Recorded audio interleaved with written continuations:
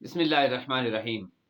ناظرین کرام، روزانہ کی طرح آج پھر ایک واقعے کے ساتھ آپ کی خدمت میں حاضر ہیں۔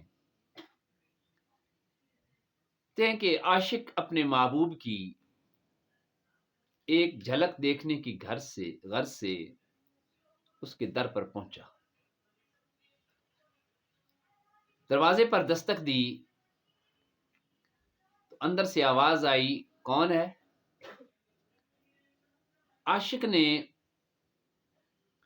پرنم آنکھوں اور دل بے قرار کے ساتھ جواب دیا کہ میں ہوں، تمہارے دیدار کو ترس گیا ہوں۔ اندر سے جواب ملا کہ واپس چلا جا، میرے چاہنے والوں میں کوئی نہیں ہے، کہ جو چاہتے ہیں ان میں نہیں ہوتی۔ ابھی تجھ میں غرور و تکبر کی بو آ رہی ہے، تیری انا باقی ہے، جا کچھ عرصہ اور ہجر و فراق کی آگ میں جل۔ عاشق نامراد ہو کر وہاں سے واپس لوٹ گیا۔ کچھ ماہ و سال اور گزرے، محبوب کی جدائی میں اسی طرح جلتا رہا، صدمہ فراق کو وہ سہتا رہا۔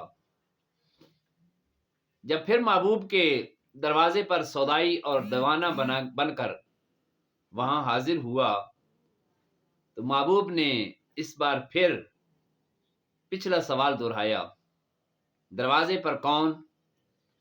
عاشق نے عجز و انکساری اور ادب سے جواب دیا، میری جان، دروازے پر بھی تو ہی ہے۔ محبوب نے جب یہ الفاظ سنے تو کہا، اب تیری میں ختم ہو گئی ہے، جب من و تو کا جھگڑا ہی ختم ہوا تو پھر دوری کیسی؟ آ جاؤ،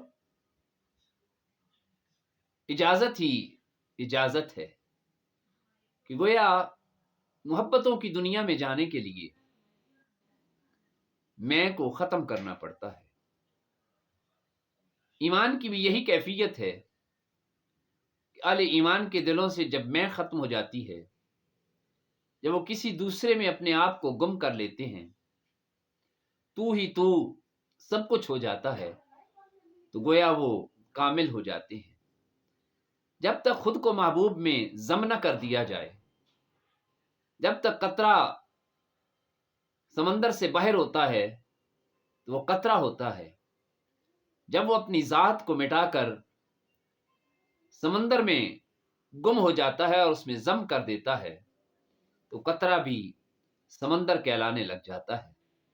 یہ کہتے ہیں کہ نفی ذات کے بغیر کبھی منزل حاصل نہیں ہوتی، پہلے اپنے ذات کی نفی کرنی پڑتی ہے، اپنے آپ کو مٹانا پڑتا ہے، کہ دانا خاک میں مل کر گل و گلزار ہوتا ہے۔